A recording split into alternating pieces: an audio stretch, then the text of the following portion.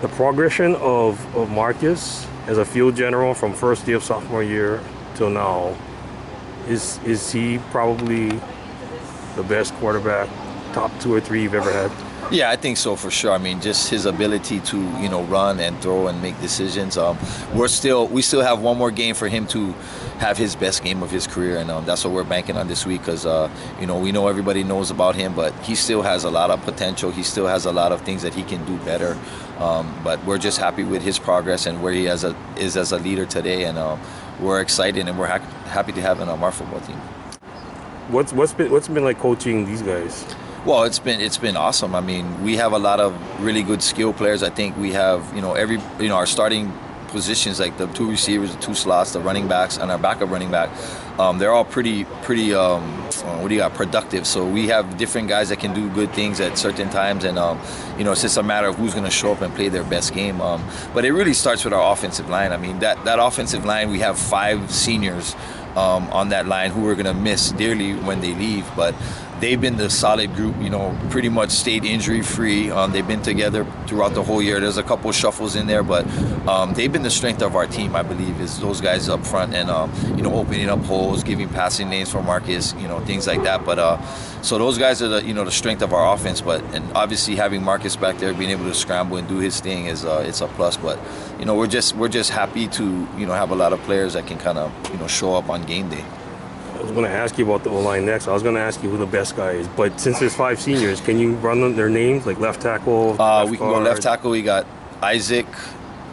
Wait, sorry. Take that back. Israel Sagapolatele. Then our left guard is Isaac Unga.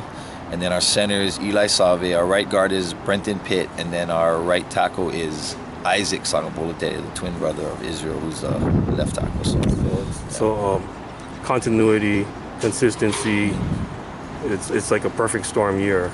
So we won't even talk about next year. I'm sure you guys have talent coming up, but this is what you want to enjoy. And then D-line, who's your key guy there? Well, I think, we have a bunch of different guys. Our nose guard is kind of slowly coming along. This kid, Michael Donnelly, is a senior. He's going to be key for us to, shore up the middle of the field. But we also have Paul Mike Kim on the outside. We have Tristan Blair, a bunch of all seniors. We have Josiah Meadow in the middle, too. So we have a bunch of seniors there. We have some sophomores and juniors that kind of fill in and play their roles too. But it's a real senior heavy starting team. We have 16 seniors, and I want to say like 14 of them are starters on one side or the other of the ball. So it's very important for those guys to have a great game and go out with a bang this year. Your secondary, a little bit young, a little bit older. Yeah, we have 2 sophomores at the corners who's done a really good job. They've done really well out there. Still a lot of work to do, but they're solid guys. They can tackle. They both can run. They both can cover. Who are they?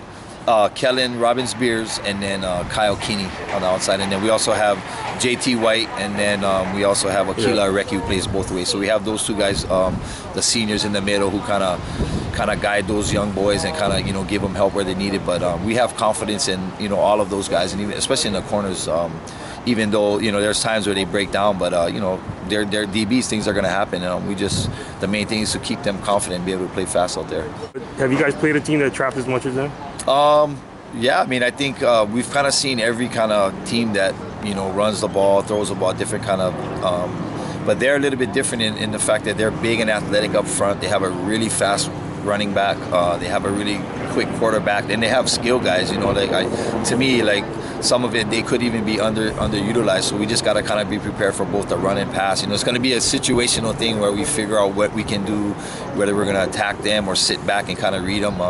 So as the game goes on, we're going to try to figure out what works versus them. But being able to play against a team like St. Francis, who has a big offensive line, good running back with some skill receivers, very similar, but a little different, So it's kind of same, physically they're similar to Hilo, but what they do offensively is a lot different, a lot more speed, a lot higher pace. So it's gonna be a challenge for us to kind of get used to that pace that Hilo runs.